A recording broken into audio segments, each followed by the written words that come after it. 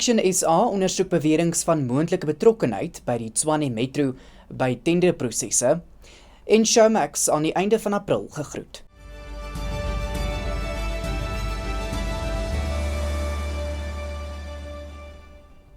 Goeiemiddag, dit is tyd vir Pretoria FM se visuele nuusbulletin in Afrikaans. Ek is Walter Ernst. Die Matlanga Kommissie ondersoek die Tshwane Metro oor beweringe dat die EFF en Action SA met senior amptenare saamgespan het om 'n multimiljoen-rand sekuriteitstender te manipuleer. 'n Lid van die Suid-Afrikaanse Polisiediens, Fanny Nkosi, het voor die kommissie getuig dat 'n lys van voorkeurmaatskappye van die EFF aan die Metro se finansiële hoof Gareth Mnisi deurgegee is.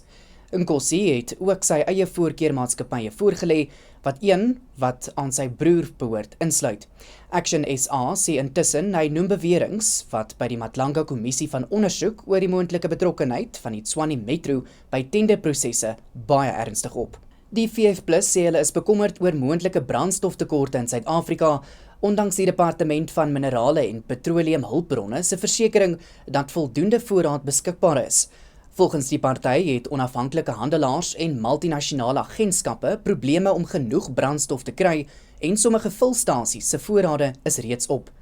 Die party sê een ander moontlike rede is dat voorraad teruggehou word totdat die nuwe brandstofpryse in April in werking tree, wat groot winste vir handelaars kan beteken.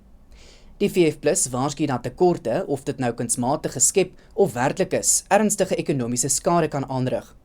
Dit sluit hoër pryse en selfs voedseltekorte in kwesbare gemeenskappe in. Die party sê Suid-Afrika kry ongeveer 70% van sy brandstof van invoere, wat die land kwesbaar maak tydens internasionale konflikte.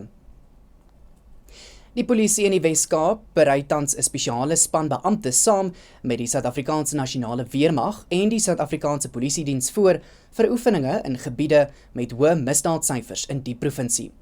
Die 2-dag operasie sluit lug- en grondteenwoordigheid in, maar die SAPD sê dit is net 'n voorbereidingsoefening en nie die amptelike ontplooiing van die weermag nie. Meer as 2000 soldate is reeds in al 9 provinsies ontplooi om polisie en werksaamhede teen bendegeweld, wapengebruik en onwettige mynaktiwiteite te ondersteun. Die provinsiale polisiekommissaris, Thembisile Patekile, het 'n beroep op die publiek gedoen om die operasionele ruimtes te respekteer en nie die werk van die polisie en weermag te belemmer nie. Die gewilde Suid-Afrikaanse Showmax-diens gaan aan die einde van April gestaak word. MultiChoice het vroeër van dese maand aangekondig dat hy van voorneme is om die Showmax-diens te staak. Showmax het in 'n verklaring aan intekenare bevestig dat Showmax 'n nuwe hoofstuk begin en dat alle gunstelingprogramme voortaan op die DStv Stream stromingsdiens te sien sal wees. Volgens MultiChoice volg die besluit na 'n omvattende hersiening en sê dat daar voortaan op die versterking van MultiChoice se digitale aanbod en langtermyn volhoubaarheid in 'n mededingende stromingsmark gefokus sal word.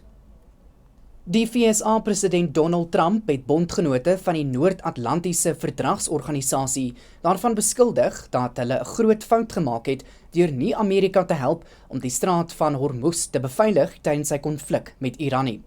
Iran se nuwe opperleier, Mojtaba Khamenei, het onlangs gesê die land sal voortgaan om die belangrike olieroete te blokkeer.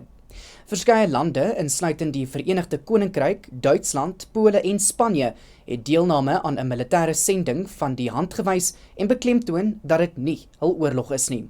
Trump het die besluit as skokkend beskryf, maar terselfdertyd gesê dat die VSA nie noodwendig hulp nodig het nie. En daarmee bring dit ons aan die einde van hierdie nuusbulletin. Tot 'n volgende keer.